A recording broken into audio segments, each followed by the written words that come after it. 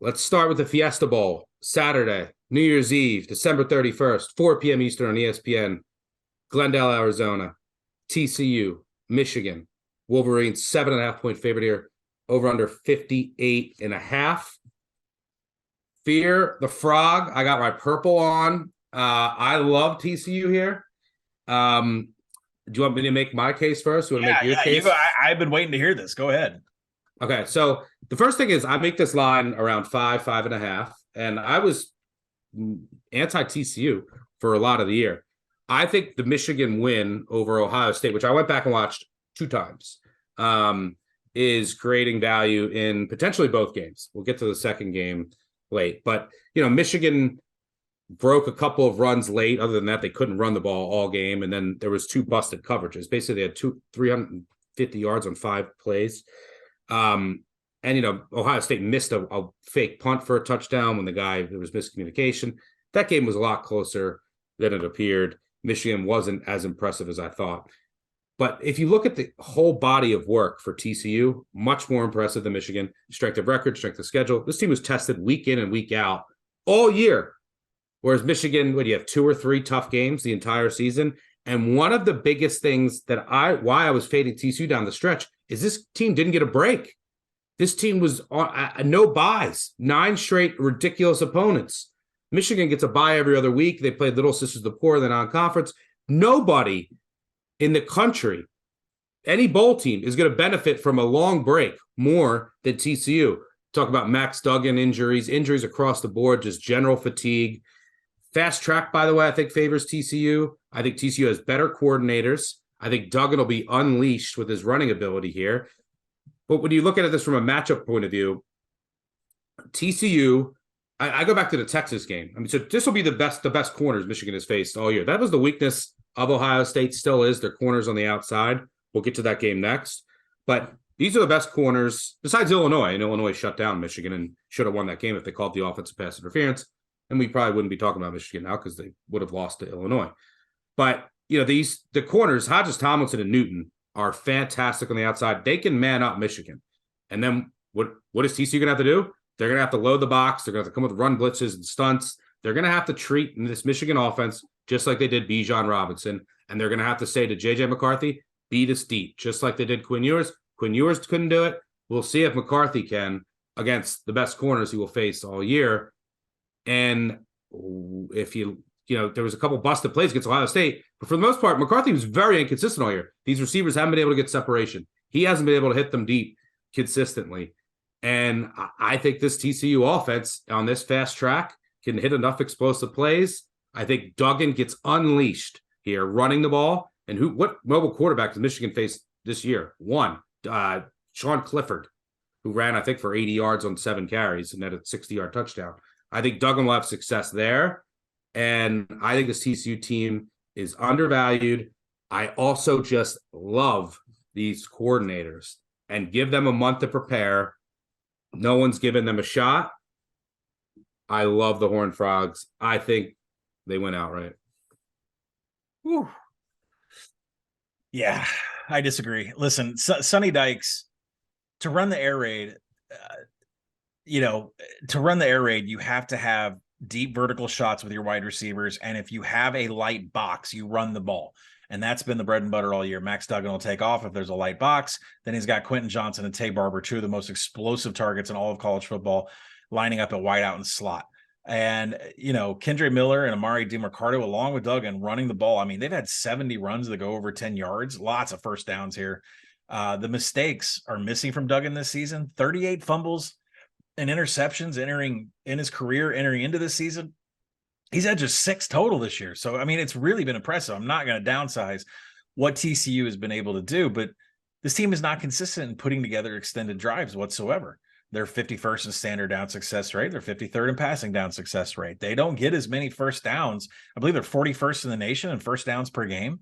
So they have to rely on explosive plays to get points up on the board. They don't want to get into the red zone. TCU's 80th in red zone efficiency, meaning explosive plays are the avenue to TCU scoring points. So let's flip over to the Michigan defense. 16th in defensive expected points against the rush and the pass. That's great. Michigan is 3rd nationally in allowing opponent long runs. And I think what that tells me is the defensive coordinator, Jesse Minter, is going to disguise the number of players he has in the tackle box. He's going to use aggressive blitz. He's going to go one-on-one man coverage. He's going to flip to zone. He's going to play quarters. He's going to change up everything he's doing on each down. And that's going to be an attempt to confuse Max Duggan into running the ball when there's actually more people in the box, or passing the ball, like flashing one single high safety versus two in a shell. Like I just think, defensive coordinator Jesse Minter has just put together masterpieces, and he could change on the fly. And I think that's a huge difference here in kind of stopping this TCU offense. But really, Michigan's ability to stop the explosive play is kind of what settled it for me. Go to the other side of the ball, Stuck. I mean, TCU runs the 3-3-5 stack. Joseph Gillespie likes to mix in stunts, slants, but you're doing this against what I think is the best offensive line in college football. All five of these guys have the capability of pulling in any kind of formation and really running reverse and counters and confusing defenses. And TCU has been hurt by offenses that use motion and reverse and counter plays. That is it's not a good formula for the TCU defense, because they've been burned by these kinds of offensive lines that are really good in misdirection. And the pace of how often Michigan scores completely depends on if the TCU safeties are going to move in and try to help against Donovan Edwards, or whether JJ McCarthy is going to keep it on the ground, or if they are going to stay back and allow JJ McCarthy to hit crossers across the middle against a lighter box. So the Michigan pace of scoring is going to be determined by what the defense does, if they're playing close or if they're playing back. But, considering these teams are the same strength of schedule, same strength of record, Michigan is the better team, third downs, success rate, special teams. But more importantly, TCU can only score on teams that allow explosive plays, and Michigan just doesn't do it. So I'm all in on Michigan here. I grabbed the 7, bought it to -120. I would only play it at that. This is a game I do make it 6.5. But listen, TCU's been fun all year. They've relied on the explosive play way too much. And when you are betting on teams that rely on the explosive play, you're essentially sitting at the craps table and throwing a couple numbers down and hoping that it hits. I mean, it is not a sustainable model. And I'm not trying to play all like I bet on TCU the entire season. Now I'm jumping off. I'm just saying I've seen this team as much as anybody. And, Michigan stops the explosive play, and that takes away TCU's biggest weapon. I actually think TCU, look, and I think Duggan's running ability, now that he's healthy, is going to be huge. And that was the key against I think Kansas State, how they almost won that game, and he ran for 150 yards. I think he'll be unleashed there. And by the way, strength of schedule is not even close. I mean, Michigan's, I think, 60th in the country. TCU is top 15. Michigan's defensive metrics better be elite. They played nobody all year. I mean, this is a team that played Colorado State, Hawaii, UConn, Iowa, might be the worst offense they faced, Indiana, Michigan State, Rutgers, Nebraska with Chubba Purdy, Illinois. Purdue put up 500 yards. I mean, how could Purdue put up 500 yards against them? Ohio State was a good win. Maryland put up 27 and 400 yards. And then, Penn State, they dominated. I mean, this is a team that had 10 cakewalks, basically, from an offensive standpoint of who they faced. And I think Michigan's going to have success running the ball, of course. But I also think that TCU is going to have a really good game plan and sell out against it, just like they did against Texas. They held Bijan Robinson and a really good Texas offensive line to what? Bijan Robinson 30 yards? And I'll take Bijan Robinson over Donovan Edwards any day of the week. And, just don't know how to play Corum here. And if you look at JJ McCarthy, if he comes out and slings and hits explosive passes against TCU, if they're going to make him do that, fine. I will say, great. Congrats. He deserved the win. But this is a guy that was very inconsistent all year. Against Nebraska, he was 8 of 17 for 120 yards. People forget this. Rutgers, 13 of 28, 150 yards. Very inconsistent all year. Receivers struggled to get separation, and these will be the best corners they face. So you can man up on the outside, sell up against the run, and say, McCarthy beat me. That was the exact game plan against Texas and Quinn Ewers, who couldn't beat them deep, who couldn't hit the deep pass. I think that's the game plan here. And I think TCU on offense, they have enough talent here with their NFL receivers, one of the most underrated backs in the country, and a mobile quarterback. I love the coordinators. I love the prep. No one's giving TCU a chance here. I think they are much more battle tested than Michigan. I'm buying TCU.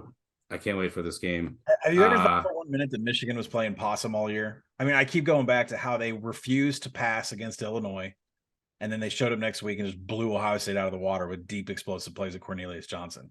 Have you ever thought that maybe they've been playing possum the entire year? Well, I mean, but against Purdue, yeah, a game they probably had a win. I mean, that game was in jeopardy till the end, and they go 500 yards. But yeah, but I mean, but McCarthy when he tried to throw, he couldn't hit receivers, and they couldn't get open, and there was drops. Like this is an issue for Michigan. And if you look at that Ohio State game, it was 5 plays. There was 2 broken runs when Ohio State was playing cover 0, and there was an 80-yard and 80-yard touchdown run. That was it. Before then, Michigan averaged 3 yards per play. And then there was 2 broken coverages. One, there was a busted coverage, and the other, there was a missed tackle that went deep. And that was it. I mean, you take away that, Michigan averaged, I think, 3.1 yards per play if you take away those 5 plays. So I don't know. I'm going to make McCarthy prove it to me. If they were playing possum and then just come out here and dominate. But there's been cracks in Michigan at times. You go back to that Illinois game. You go back to that Maryland game. And then there's just 8 or 9 games where they were playing nobodies. I know what I'm going to get from TCU. The defense isn't going to be elite. It's going to be great, but they're going to have great game plans. And this is a team that was battle tested basically for 10 weeks in a row. And I think this break is massive for them. Like they just to heal, and then also just take a breath. This was a team. That's why we were fading them down the stretch, right? There was 9 weeks in a row. This team was playing ranked team without a break. I mean, Michigan gets to play, you get breaks all the time. You get to play Rutgers and, Nebraska's backups and Indiana. So I think TCU is going to benefit so much from this break. And I really I think they're the best coordinators combined, offensive and defensive, in college football. And I think that is what's going to pay off with a month break. So I'll gladly take anything over 7. And I think TCU wins outright.